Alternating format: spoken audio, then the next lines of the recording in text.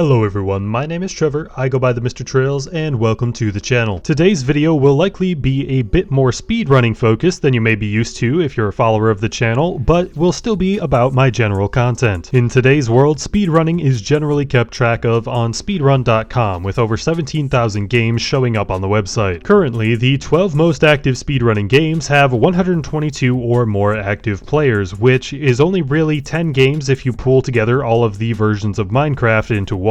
The active player count of speedrun.com isn't very accurate, as it only considers those who have submitted their times recently, whereas some players may be actively speedrunning a game but spend a long time without getting a personal best in a category, which sometimes players can go several years without improving their times depending on the game and how solid their original times were. From what I could find through some forum posts, it seems like a player's time in the active player count spends somewhere in the neighborhood of a few months. But today we'll be looking at a game that speedrun.com says there's only one active player for based on players currently submitting to it, but you could actually document that on a weekly basis belongs somewhere in the top 10 actively speedrun games. This is Dauntless. So it's likely that you've heard of or maybe even played Dauntless at some point, as in its history has attracted well over millions of players to it. It's a free-to-play cross-platform online multiplayer RPG where you can hunt monsters with your friends. While its total active player count, speedrunner or not, wouldn't be anywhere even close to 100,000 or 10,000 players today, despite what the speedrun.com leaderboards would suggest is actually one of the largest speedrunning communities in existence, with many speedruns of Dauntless content getting thousands, sometimes tens of thousands of views per week on YouTube. But again, the speedrun.com leaderboard says there's only one active player, so why might that be? Well, depending on how you look at things, there's 3 or 4 different ways to speedrun the game, the most popular of which aren't tracked on speedrun.com. The historically least popular form of speedrunning the game is the full game leaderboard. Between the 7 categories listed in the full game speedruns of the game, there are 11 personal best submissions, 5 of the categories on the leaderboard having the same player on top. That's not to say that more people haven't done these type of runs, as you can actually rather easily find faster speedruns of some of these categories on YouTube. Dauntless players in general just seem to have a lack of interest in speedrun.com. The second way to speedrun, the individual level leaderboard submissions for the game, have proven to be much more active and was very commonly done throughout the history of the game. Even if they weren't submitted to speedrun.com, these were the speedruns that people actively did back in the day. Yet still more than half of the individual level leaderboard is empty, simply due to how many potential spots you have for level submissions. The easiest levels are the most contested, with harder levels only seeing some amount of recent activity thanks to the one active player of the game as far as the leaderboard is concerned. And even those more contested easy levels would be relatively simple to get the world record for, as players in the game have gotten some general boost that would make the time to complete a lot lower. The other 2 ways to speedrun the game are way more popular, and for good reason. The endgame of Dauntless features Dauntless Trials, which usually features a monster, referred to in the game as a behemoth, that is far more powerful than any other version of it. The trial behemoth changes on a week-to-week basis, some weeks being considerably harder than others. Each week has separate in-game leaderboards, keeping players on a time crunch of only 168 hours to rise to the top of the ranks on the leaderboard. The leaderboards are automated in-game and for the most part would be considered a glitchless leaderboard by typical speed game standards, since the developers will moderate the leaderboard from time to time if there's a particular issue causing an abundance in top times. Players are given in-game incentives for being able to complete the hunts. You're given a base incentive of in-game currency for completing a trial in under 30 minutes, under 5 minutes, and under 3 minutes. This in-game currency can be used to purchase more cosmetics for the game, accessible only through the trial store. But players are also given additional incentive to place highly on the leaderboards, as having a time on the top 100 of the leaderboard at the end of the week unlocks an additional portion for the shop permanently, as well as an in-game title of Trials Champion, with the highest achievement for speedrunning in the game being after achieving a top 5 time, receiving the in-game title of